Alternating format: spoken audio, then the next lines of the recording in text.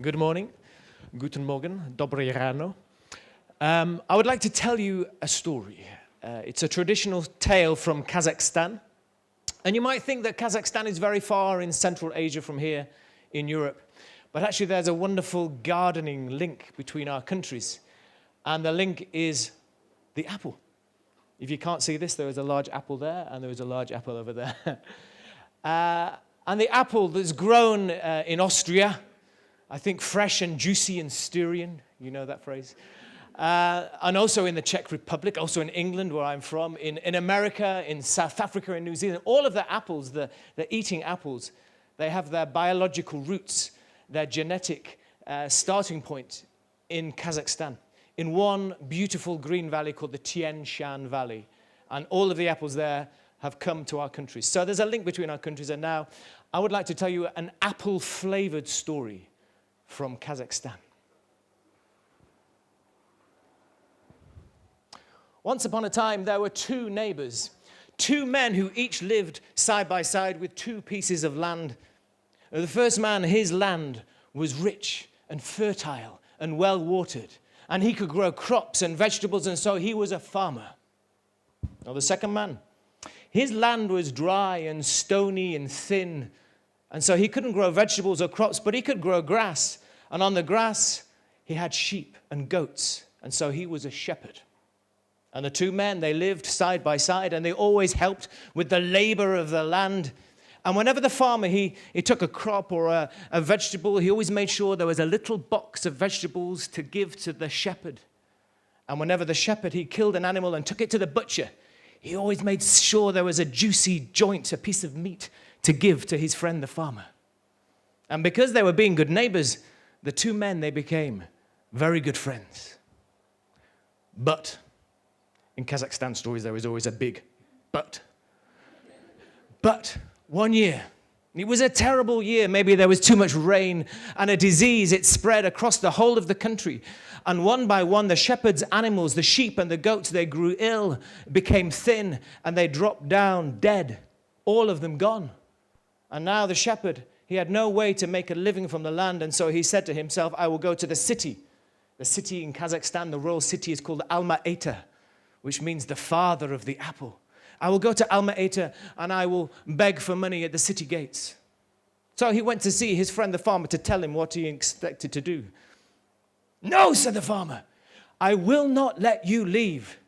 You are my neighbor and you are my friend, and you can come onto my land and together we will farm together. It's good enough and it's just about big enough for the two of us. Eventually we'll make some more money and you can buy some more animals and you can be a shepherd once more. And with a little tear in the corner of his eye, the shepherd said, thank you. And it wasn't many more days later when the shepherd was digging now in the land where the farmer and he farmed together. He was digging in the ground and gling, a sound of the spade hitting something metal in the ground. He put down the spade and he pulled the earth aside, and out came a metal box. The lock on the box was already rusted away, and so he lifted the lid, and his eyes were shining with the gleam of gold coins. And so he shut the lid and he went to see his friend the farmer. Here, look what I found, some treasure. Now you are a rich man. And the farmer said, no. You found the gold, you keep the gold. No, after everything you have done to help me, I cannot keep the gold. You please have the gold. No, said the farmer, you need the money more than me. You keep the gold. For the first time, those two old friends, those two neighbors, they were arguing. Each one saying, you should have the gold. No, you should have the gold. How strange. How refreshing. I don't know. And so the next day, the two men, they couldn't agree, and so they went to see a woman. It's important. To see a wise woman. In the next village, there was a wise woman. And already in the morning, after the rain, she was sitting with 4 young students, 4 men, and they were trying to learn from the wisdom of the wise old woman. And when she heard the case of the farmer and the shepherd and the money which they couldn't agree, she said, aha, here is a situation where I can test my students, see which one of them has learned from the wisdom that I have been trying to teach them. And so one by one, she asked the 4 students to stand up and to tell her what should be done with this box of treasure. And so just to tell you that this is live storytelling. It's not a screen here. You get a chance to be involved in the story and to vote for what you think is the best answer from the 4 students. I know perhaps democracy has a very bad name these days, but this is storytelling, it's not politics, so hopefully it's okay. So I tell you one by one, and then if you like the answer from the students, you can put a thumb up. If you don't like it, then you can do this. Also, faces can go and ooh, so you can tell, or babies can cry if they don't like that answer. Okay, so the first student, he stood up and said, "The money was found in the ground. The men can't agree who should have the money, so put the money back in the ground." A little laughter, but mostly thumbs down. Okay, said the woman, "Next!" And the second student, he came forward and he said, "The money was found in the ground. The ground belongs to the land. The land belongs to the kingdom. The kingdom belongs to the king. Let's give the money to the king." There were some very deep noises of disgust. "No, he has enough money." Very wise. And so the third student, he tried his turn and he said, "These 2 men cannot agree what they should do with the money, mistress. So I say, wise mistress, that you should keep the money." Oh, there was a little temptation, but the wise women at the back know that inside she thought, "No, I don't want the money. I think something else should be found." And so there was one 4th student who stood up and he said this. You must listen very carefully to your translations. The 4th student said, "These 2 men have found the money, but they already have land, and so they don't need the money. But I say, with this money, a great good could be done. We could create a beautiful, green, growing garden. We could have a garden with tall trees and lush grass, with berries on the bushes and beautiful flowers and small ponds with frogs that are very, very quiet. We could have a space for everybody to enjoy, a place where the children, they could come and they could run in through the door. Even though they were late, it doesn't matter. There is no timetable in children's lives. They can run and climb the trees and make little dens and explore nature without any adults telling them what to do. A place where the hungry could come and they could eat the apples from the trees and the berries from the bushes. They could grow vegetables in the ground. A place for the old and tired. They could come and sit in the shade of the apple trees and tell old stories to old friends about the good old days. A place where young lovers could come in the moonlight and kiss and cuddle in the sweet scent of the flowers. A place where hard-working educators and teachers could come, maybe with a small glass of Riesling, and they could just relax for a little and plan some sharing of ideas and maybe a little conference in the garden. It would be a really nice idea. A place for everybody that could be built with this treasure, this garden. It's still an opportunity. I hear Helmut is very quick. He knows the wisdom of this answer. And she said, "Yes, finally, one of my students has some knowledge, some wisdom. Take the money and go to the royal city, Alma-Ata. Go to the royal city and buy seeds and buy equipment and everything that is needed to create this garden." And so they poured the money from the box into a little leather pouch. And the student, he took the pouch and he walked all the way to the royal city. And he had to sleep by the side of the road. But the next morning when he woke and the gates of the city were opened, he walked down like a labyrinth of alleyways, old high walls. He walked looking for the marketplace. And as he walked, he suddenly stopped. And he saw something horrible, something terrible. He saw coming towards him a train of camels. And on the backs of all of the camels, there were live birds, tied up by their legs and hanging down in their heads, banging against the sides of the camels as they walked. "Stop," said the student. "Where are you taking these birds?"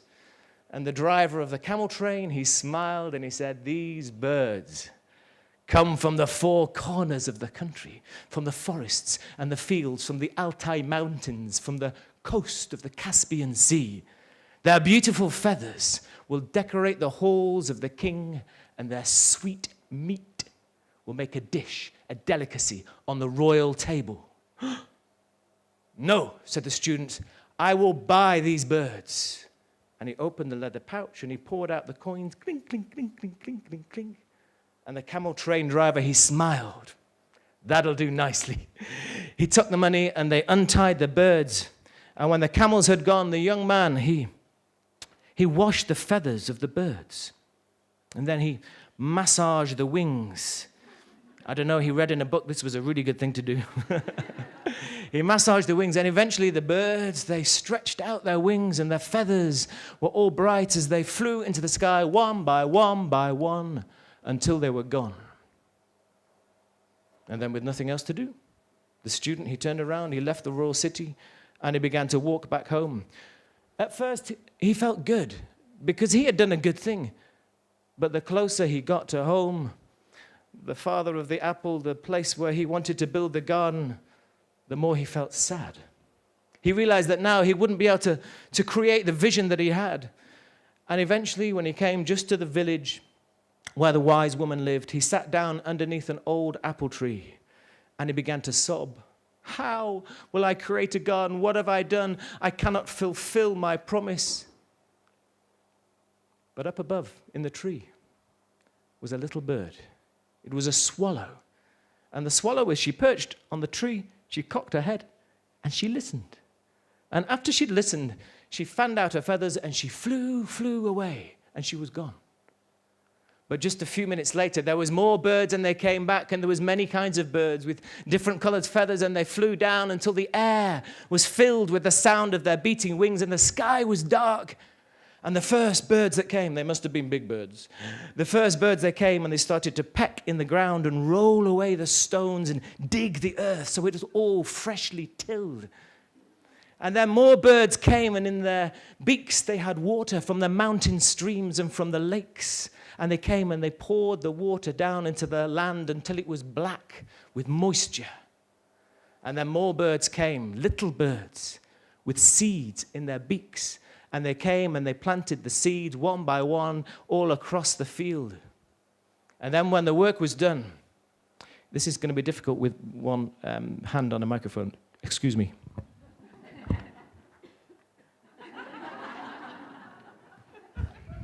They hovered just centimeters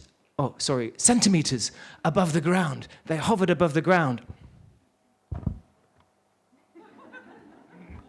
And in the story, the original story, it says that they breathe their breath into the ground. But when I'm doing this in my story, I always feel that there is some other kind of magic. Maybe like fertilizer. Guano. I don't know if you can translate guano. And so, there was a magic that happened because the seeds, instantly they sprouted. And the stems, they lengthened and strengthened, leaves uncurled and unfurled. Suddenly there was a carpet of green grass. There were tall apple trees, there were beautiful flowers. And soon the news about this garden, the garden, it spread across the whole of Kazakhstan, and people came running to go to the garden, visitors. And the first to come were the children. And they came and they ran and they climbed the trees and they built dens and they did everything that children should do. And those that were hungry came and they picked the apples and they ate the apples, and they were strangely filling and nutritious. And people came to sit in the shade of the trees. And if you look very carefully in the story, you will see underneath one of the old trees, there is two old men. One of them is a farmer and one of them is a shepherd. And they're smiling and laughing about all the good things that happened in this garden.